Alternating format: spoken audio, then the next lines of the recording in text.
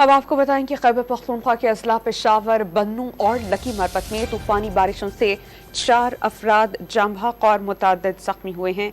इस पर हम बात करते हैं डॉनिस के रिपोर्टर अब्दुल हकीम मोहम्मद से। अब्दुल हकीम, बताइएगा इन बारिशों से कितने बड़े पैमाने पर नुकसानात हुए हैं, सबसे ज्यादा नुकसानात और डेथ टोल कहां पर रिपोर्ट हुआ है? ये जी बिल्कुल खैबर पख्तूनख्वा की जो जनूबी अजला है सबसे ज्यादा नुकसान वहाँ पे बन्नू जिला में हुए हैं, जिसके मुतअद्दिद छतें और दीवारें मुनहदम हो चुकी है।